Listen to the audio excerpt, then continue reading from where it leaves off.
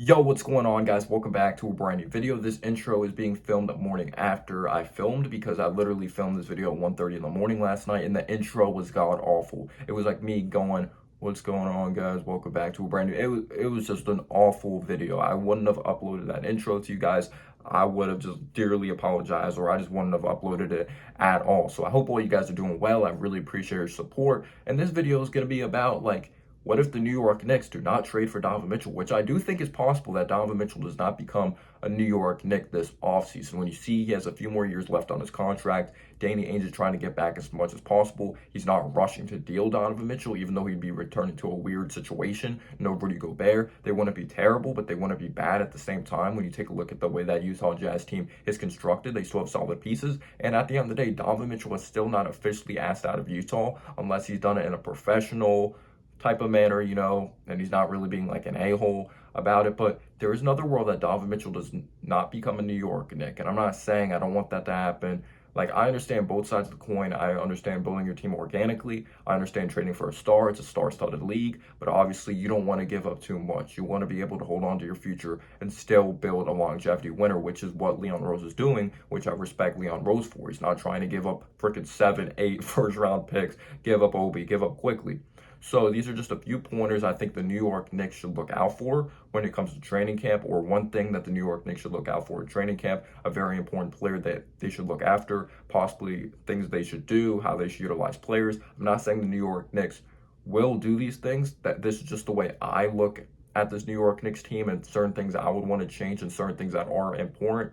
And Obi Toppin's obviously very important. Emmanuel Quickley is obviously very important. But I just hope, like, Obi Toppin, I'm not going to talk about him like in this video because I've talked about Obi Toppin in the past video, his fit with Isaiah Hartenstein, or one of my past videos when it came to the bench. So I don't want to just be repeating a bunch of stuff. Like, Taj Gibson got more minutes than Obi Toppin. That's all that has to be said. Hopefully gets more minutes coming off the bench. Dream scenario, obviously, for some New York Knicks fans, if we don't get Donovan Mitchell, we run with the youth movement. Obi Toppin starts, we trade away Julius Randle. But we got to be somewhat realistic. I do think Julius Randle's going to be back, and Obi Toppin's going to return to come off the bench. But we just hope Quickly continues to play well coming off the bench, or he progresses more and more. So these are just some things that I think the New York Knicks should look to do, look out for, and what they should do this upcoming season if we do not go on a trade for Donovan Mitchell, because we still have some nice young pieces. We just got to put them in the position to be successful. But these are going to be kind of detailed, just kind of like specific things that the New York Knicks should look to do. But I really appreciate your support. I'm tired of rambling, or I'm not going to ramble anymore. Let's get right into the video, yo. 5 down to 7. Barrett outside the switch. Doncic goes on and a quick step. And he hammers it home. Broke his ankles. So the first thing I would do everything to put Cam Reddish in the position to be successful. I'm not saying Cam Reddish will be a future star, but there is something there with his talent. I understand some people have some questions. Why did the Atlanta Hawks give up on him so easy? I know he hasn't had a true opportunity because of injuries. You can't find a defined role in the NBA if you can't stay healthy. There was a log jam in Atlanta, but at the end of the day, if you have tons of talent, if you're really that good, a team will hold on to you. But then on the other side of the coin, you hope the Knicks are in the state of mind like, no, the Hawks were just morons, and it's not his fault he got injured, but hopefully he can't stay healthy, because you won't get an opportunity. You want to get to see someone's development if they can't stay healthy. But anyway, put Cam Reddish in the best position to be successful. One of the best players coming out of high school. He was a lottery pick, third option behind RJ Barrett, behind Zion Williamson. He was adjusting. He was getting comparisons to Paul George coming out of the draft, or even entering college. He had that much talent. So what I mean by put him in the best position to be successful, it's his contract year. You want to try your best to break everything right. I'm not saying he could be a starter for you, but at least get the most out of them, like when it comes to being a valuable piece off the bench, because you don't want to just look back and have regrets like, damn, we didn't utilize him that way. We didn't really truly put him in the position to be successful. Bad organizations do that. The Knicks have done that in the past. You do not want to regret that, because Cam Reddish, yes, there's some questions with his motivation. We don't know how true that really is. I believe he has tons of confidence in himself. Some people say he's a big ego. I understand some people didn't like that. He said, I could be a star in his introductory press conference. I personally like that. He brings his size. He brings his athleticism. He brings his shot creator. Like, being a shot creator, we don't really have that into one player on our team, like on a consistent basis, or at least we don't have that a lot when it comes to our personnel. So yes, he needs to stay healthy. He needs to prove himself. I understand his flaws in his game, but there clearly is talent there. So put him in the position to be successful by constantly asking him questions. Do you like the way you're being utilized this way? Or no, do you want to be utilized a different way, you know? You want to set up certain plays to really utilize his skill set the right way. Have him cutting, have him constantly moving the offense. Don't just put him in the corner as a catch and shoot guy. He's someone that can create, and he has the ability to play good defense when he's really locked in. So he's capability of being a good defender, good shot creator, setting others up. He needs to do it on a consistent basis. But again, you want to see what Cam Reddish is. If injuries get in the way, yeah, that's awful. But if everything breaks right, it has to be perfect. Cam Reddish puts in the work. Like, when you think about size, 6'8", long wingspan, athletic, like that's your dream 2K player build. If you're playing a video game, you're like, yup, I like that size for a small forward position. Everything breaks right. He's putting in the work. Tom Thibodeau gets proven wrong. Again, this is a lower chance like of happening unless like Cam Reddish really truly wants it. I know he's been lifting weights, putting in the work this offseason, which you should be doing as an NBA player. It will put our team in a better position to be successful upside-wise. Because Cam Reddish is still young. He was drafted in 2019. But again, you want that one. You obviously played with R.J. Barrett when it came to Duke. You could slide R.J. Barrett over to his natural position of that 2 position. He's 6'6". Then you'll have some size. You'll have some athleticism. You'll have some shot creation of him being 6'8". There's going to be some bumps in the road, but his ups are very high. Like, the thing with Cam Reddish, his highs are very high. His lows are very low. Everything will have to break right. But again, just do everything possible to put him in the position to be successful. I'm not saying he's going to be a future star.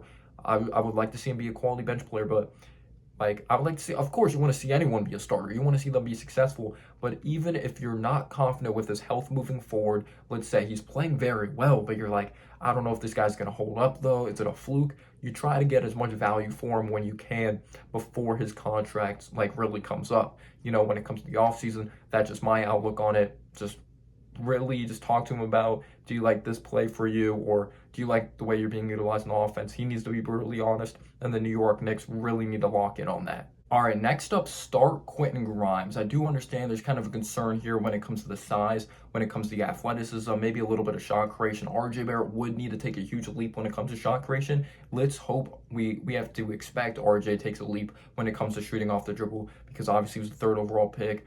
And this is like put up or shut up. This is a huge year for RJ Barrett. Will he play like a star? I don't need him to be named as a star. Is he playing like a star for my New York Knicks? I don't need that title of him in an all-star game. I'll just know if he's playing like one based off of what I'm seeing out there on the floor. So yes, RJ will need to add more shot creation-wise.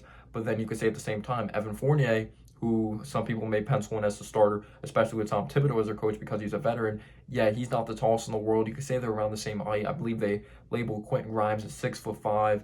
Maybe some people think he's 6'6". They're both not the most athletic in the world. I do think Grimes is a little better of an athlete. I do think he's quicker laterally on defense, and he's quicker in transition, and even the half-court setting of getting to the rack. But the main reason why I would start a Quentin Grimes over Evan Fournier, obviously a Cam Reddish would be a whole dream scenario.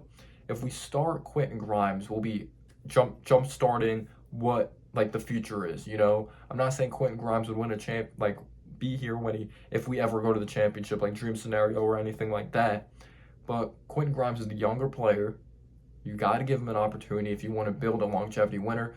I would rather start someone that's going to be here for the next few years or be here moving forward compared to someone that's not going to be here in a few years, if you know what I mean. And I just think Quentin Grimes is a damn good basketball player, and I think there's more there than we've actually gotten to see. Obviously, we saw what he's capable of doing in the NBA Summer League, but then you also have to take a look at it. He was like being treated defensively as a number 1 option. He's not going to be treated like that with the New York Knicks. So there's going to be more pressure taken off of him.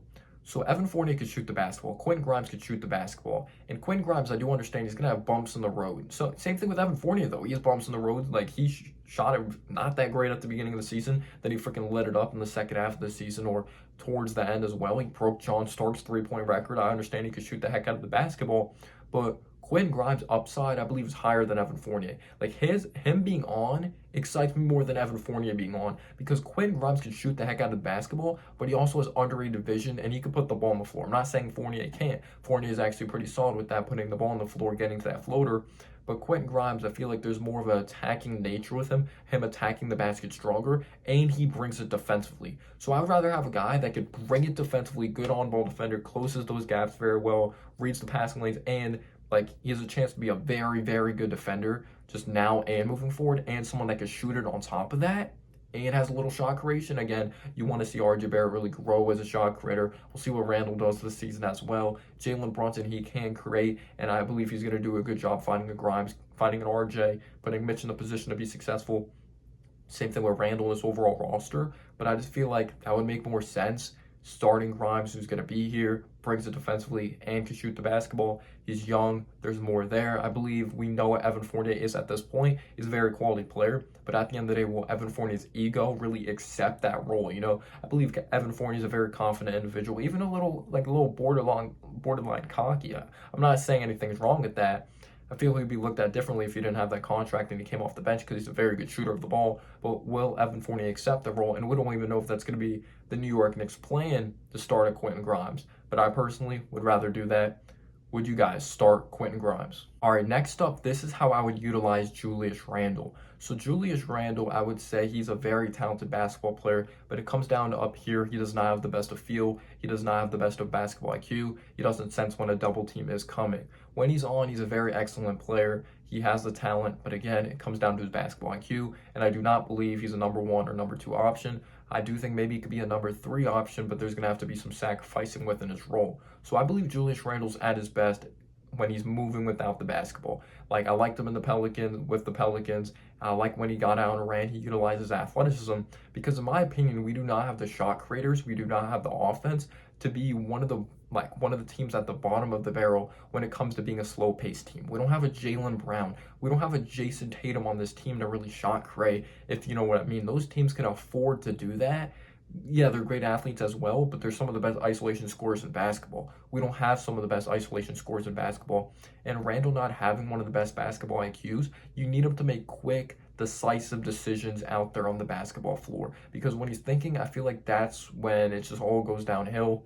He's thinking too much, he gets rattled, starts taking terrible shots, but you want him constantly moving in the offense. You want him doing more reacting than really thinking, maybe you could say, out there on the basketball floor. In my opinion, you don't want him taking those fadeaway corner shots. So I would like to put him also on the block more, play a little more old school, back to the basket, use your physicality, use your strength, because I really believe that's where he's at his best. Put pressure on the defense, get to the free throw line, kind of be like an old school Zach Randolph, back when he was with the Memphis Grizzlies. I'm not comparing him to Zach Randolph, but when it just comes to size, utilize that strength more. He does have that dog in him. I really do believe that. He just gets frustrated out there on the court. I don't mind him taking threes or mid-range jumpers as long as they're quality looks, but I would definitely cut down on those outside shots. And yeah, hopefully Julius Randle, he's more locked in mentally. He gets after it defensively, and he just plays with a higher motor and he tries harder out there on the basketball floor. But that's what I would do with Julius Randle. All right, next up and finally, the last thing I'm going to touch on is give RJ Barrett the ball in the post more. Give him more post touches. I'm not saying for him to flourish from the post. I want to see that, though. I want to see him use his physicality. I want to see him eventually develop full on that fadeaway jumper that he has shown throughout a few games. Him getting deep into the post, putting pressure on the defense, stopping on a dime, turning around for that mid-range jumper or a little baby jumper as well. I do like that. It shows sign of a solid touch that I'm sure he's trying to work on in the offseason with Drew Hanlon.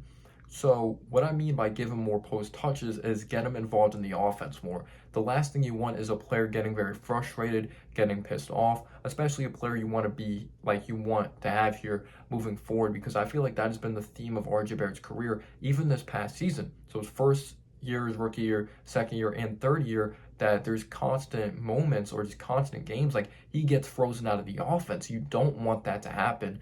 If you want to develop someone, you can't play them throughout their weaknesses. You need them to constantly be involved in the offense. I'm not saying the ball hog, but even if he's just there in the post, you just throw it to him. At least he feels like he's involved in the action and he knows the ball is coming to him. You can't just have him standing in the corner. You have to have him moving a little bit so he feels he's involved in action, because we've seen countless games that he doesn't get fed the ball when he's open. If it's in the corner, bad awareness by Randle, bad awareness from Alfred Payton, whoever's out there on the floor. Alec Burks running the point guard position. And I feel like this is going to help a lot more, having a Jalen Brunson that recognizes the floor more to give RJ Barrett the ball in the right spots. But we've seen with RJ Barrett just maybe not even getting a shot nearly a whole quarter, that he'll just put up a random shot just to try to get into rhythm, and you can't have that happen. But if you constantly feed him the ball, have him moving, give him post touches, like, I feel like it's an ego thing with every player. Every player is going to feel good when they touch the ball. Every player wants to feel like they're kind of being treated like a star, like, damn, I'm involved in the game, like, I'm amped up right now, like, I'm locked in. So in my opinion, give RJ Barrett more touches throughout possessions, move the ball around, make him feel involved. That's my opinion, so then he'll be in more of a rhythm. Again, I'm not like some coach or anything like that, but this is just the way I'm thinking from an NBA fan, from a Knicks fan. But let me know, what would you do? What would be your main focuses, obviously, this upcoming season, or this offseason, entering this upcoming season, like through training camp? What would you like to see? Like, what players to prove themselves and all that? So, like, I could talk about just Obi Toppin getting more of an opportunity, or this guy getting more of an opportunity, like, quickly, but I feel like we talk about that all the time. I try to focus on things that I don't really mainly talk about, but I really appreciate your support. You guys are absolutely amazing, and road to 4K subscribers. Peace out, y'all.